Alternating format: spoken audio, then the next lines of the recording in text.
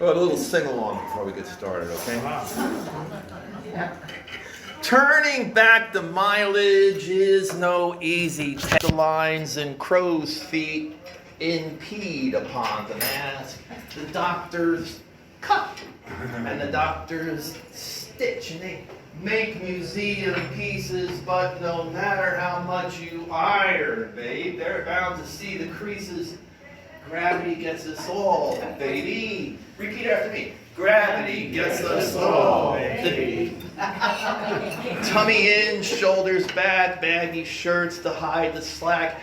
Couch zucchini garden moans, a tad of rheumatism in my bones. Facelifts and breast transplants, all to help a bad romance. Bags of sagging cellulite, skin now hangs that once was tight. Gravity gets us all, baby. Gravity gets us all, So we pay for Botox days, 2 shots of minoxidil. Yes, we must live on and on, just like the clock stands still. The doctors cut and the doctors stitch. They make museum pieces, but no matter how much you iron, babe, you're bound to see the creases. Everybody, gravity gets us all, baby. Gravity gets us all, baby. Perfect, thank you. Give yourself a hand. Adrift. Adjective and adjective. In a drifting state. Drifting, uncertainty, incertitude, and doubt. Doubtfulness and dubiousness. Hesitation, suspense, perplexity or an embarrassment, a dilemma, a bewilderment, a puzzle, a quandary, timidity, etc., etc., etc., and fear. Vacillation, wavering in termination, vague, hazy, foggy, and obscure ambiguousness, and open, a blind bargain, a pig and a poke and a leap in the dark, a fallibility we all feel, an unreliability we all untrust, a precariousness. I hesitate when I'm adrift. I flounder, I miss my way, I wander aimlessly, I beat about, I lose myself, I lose my head, and I perplex those around me, and I pose, and I puzzle, and confuse, and confound, and bewilder, and doubt, etc., etc. I'm unsure, uncasual, random, and aimless, doubtful, dubiousness, insecure, and unstable. I'm indecisive for sure, and irresolute, and unsettled, undecided, undetermined, and questionable, experimental, and tentatively. Tentative. I'm vague, indefinite, ambiguous, equivocal, undefined, confused, and mysterious, cryptic, and veiled obscurity. I'm undefinable. I'm oracular. I'm perplexing, enigmatic, and paradoxical, apocryphal, and problematic. Goddamn cantankerous. Fallible, questionable, debatable, untrustworthy, unreliable, and irresponsible. So, and I mean this in the bottom of my heart, don't deal with me when I'm puzzled, or I'm pickled, or I'm perplexed, or I'm lost, adrift at sea, at fault, at loss, or I'm at my wit's end, distracted and distraught and adrift.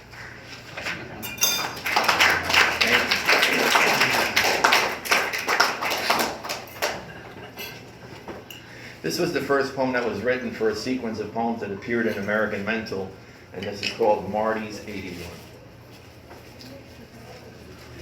Marty's 81 has a parched post-pneumonia cough and the shits from diverticulitis. A blood clot in his leg he can't afford the Abixapan for because you can't survive on a pension and Social Security. Lives with his daughter in a shit-lorn town in the Hudson Valley that everyone struggles to avoid unless you're driving through in a funeral procession. Because his third wife, Peg, a beautiful girl, a very, very smart girl, Took to the booze and an old farmhouse they'd rehabbed somewhere in Shitlord, Pennsylvania. 28 years, he counts. 28 years.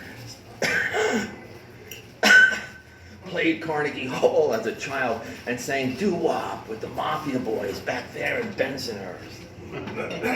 Bought his first vet in '59, a turquoise baby that stole your breath while Sal the Snake stole your wallet.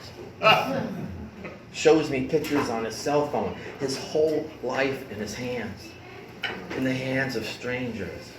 The old stone house he restored with Joan, his second wife, who had 5 kids and took on my 3. Plays piano for St. Margaret's down the road in Shitlorn, at the intersection where the light don't work. The '62 Corvette, the '65. People were worth something then, he rasps, old cold phlegm seizing his pipes. Shows me his cousin Maury's place up in Saratoga, raises horses and runs a marina on Manhasset Bay. Maury was always the smart one, he swears, scraping his lungs. More pictures of grandkids and horses, cars and pianos, his fixture shop in Shitlorn where he still fixes vintage stereo equipment. I take in a piece here and there because he says, for pocket money. I tell him about my Macintosh with the fried left channel. Here's my email. Send me some pictures, maybe I can help you, he says. Served in the service, but that don't mean a goddamn shit. His son's got his Hunter Green 74 until he can get a place of his own. Pictures of his daughter's daughter who just turned 4. I'm gonna start her on scales when this cough's all gone. Any day now, he says.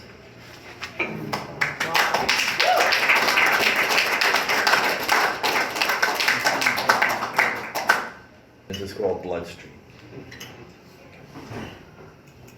It was raining on the red lights on Bloodstraat when I heard they found the remains 3,500 miles away in the woods in Massachusetts. We had only met twice. Once during a radio interview for my book, which was new at the time but not since. You liked my haiku and I thanked you for that. Now they found your remains 3,500 miles from back there, and it just doesn't seem right. Perhaps, like so much, there should have been so much more. Refuge, shelter, and maybe the rain on the red lights will wash it all away, but I doubt things like forgiveness and mercy in cold times like these. Thank you. I see a lot of gray hair here, so I don't know if anybody's still commuting, but this is for the commuters out there. And it's called Tell Them My Love. If they ask, my dear, tell them I died behind the wheel, waiting for the light to turn, waiting for the asshole ahead of me to discover his left foot from his right foot. Tell them, my love, I died simpering while the road crew widened thoroughfares and smoothed the finish over my blackened heart. Tell them, my love, should any of them be so inclined to query of my well-being, that I'm buried with the odometer, the universal gear. Tell them I withered in the heat, the stewing froth of motion and mediocrity, prey to the rush and clatter, the zooming, zoom, zoom of death. Tell them, my love, I died in love, with you, with them, despite the miles between us, wishing we were home.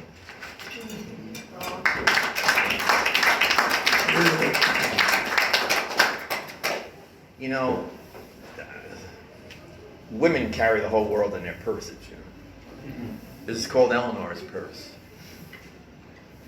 Eleanor's purse held many things. Everyone's prone to the shivers and yips, she says, curating her bag with a passion few possess. This here's for bloating, she'd puff, holding a change of face and coin, 1 small vial, 2 orange pills, 3 sets of 60, 4 counts of felony, 5 minor headaches, 6 Christmas trees, 7 separate somethings, 8 triple ply, 9 bold remarks, 10 turtle doves, 11 assorted mints, 12 novellas, and you lose at least 90 minutes of your life stuck in traffic each day, she'd insist. No stranger to the truth, but not quite its kin. God wields without partiality, she'd note, handing you a hammer.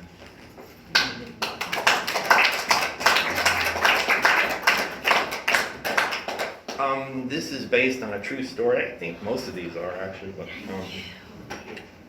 and this is called Screaming Jay Hawkins and Me in Our Prime. Now, if you remember who Screaming Jay Hawkins was, he was pretty much the first shock rocker back in the 50s, and he did I Put a Spell on You and all those really crazy songs, and they used to wheel him out in a coffin that was on fire and all kinds of crazy stuff.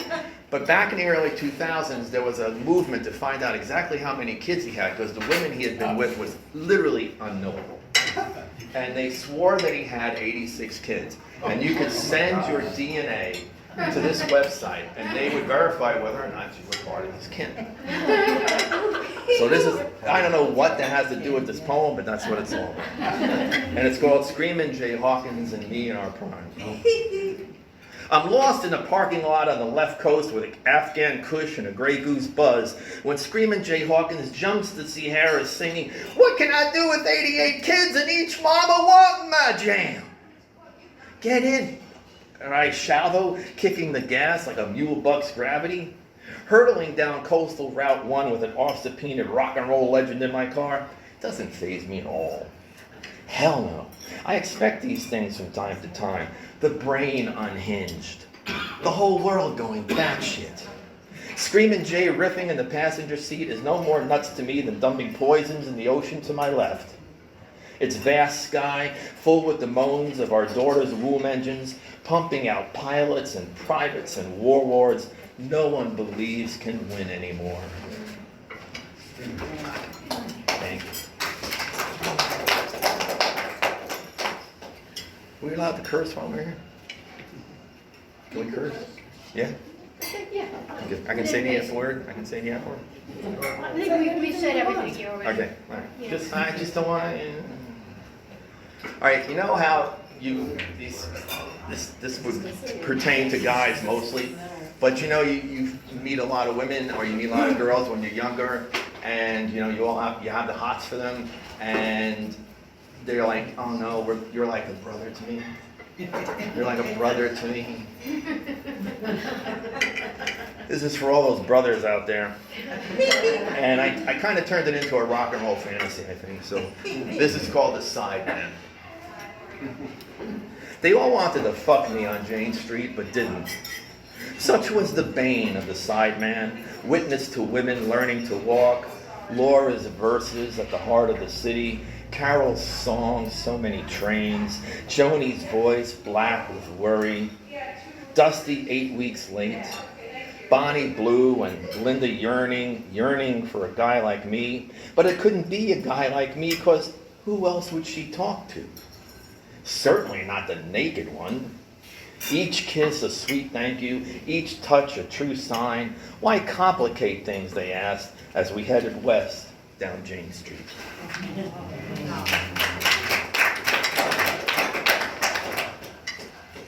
Swimming with Picasso was all fun and games until we both conceded we couldn't swim, and everything reassembled.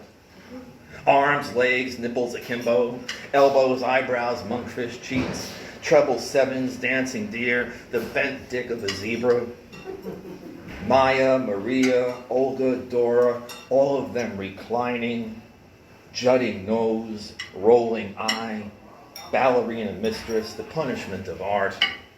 Shipwrecked cur that he was, he set the beach afire. Sirens scream, toddlers dash. In his rampaging light, I unmoor his shoddy boat into the cursing tide, leaving him his brushes and the wreckage of the sea.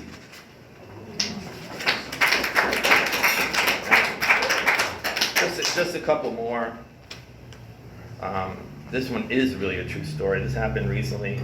on a plane about 38,000 feet above Charlotte, North Carolina.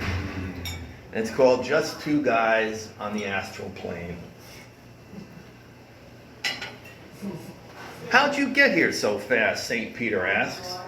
So I say, I had a 7-mile jump on all the rest. We were 38,000 feet above Charlotte, I say, knowing full well he knew full well and was testing my wiry candor. I know it was the wine, I say. He then quoted the heavenly manual. You come when you're called and you wait in the queue.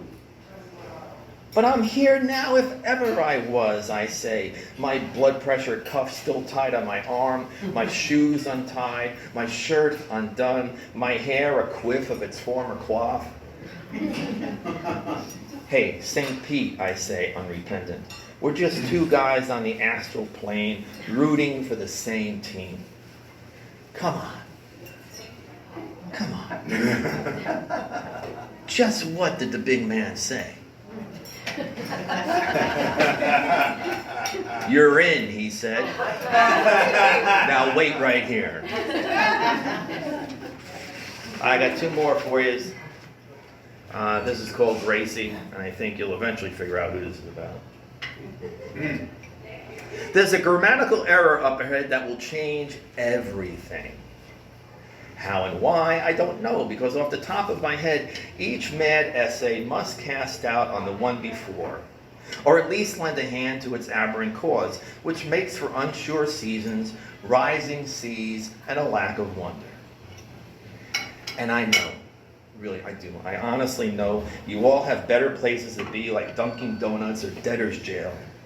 So I'll try to get to where I'm getting at before I get to where I'm going, which was to talk about Gracie Allen, who knew that today's postage stamp was yesterday's head of state. That a country of checks and balances relies on those checks. And that you never place a comma where God has put a period. Thank you.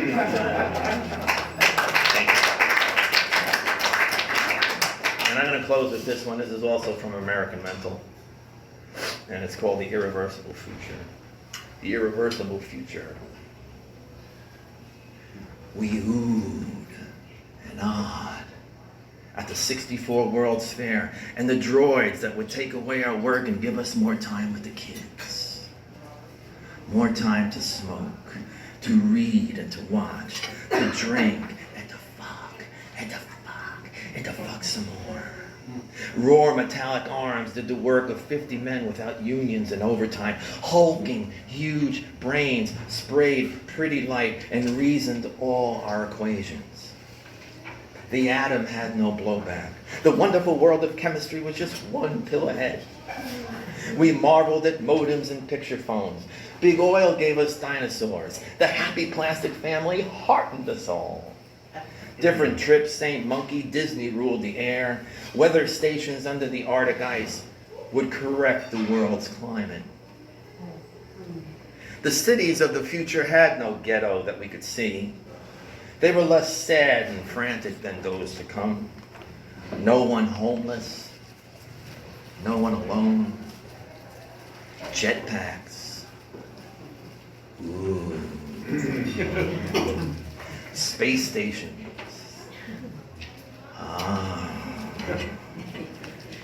Deserts were farms where dark robots picked the fruit. The Mick was there, I saw him.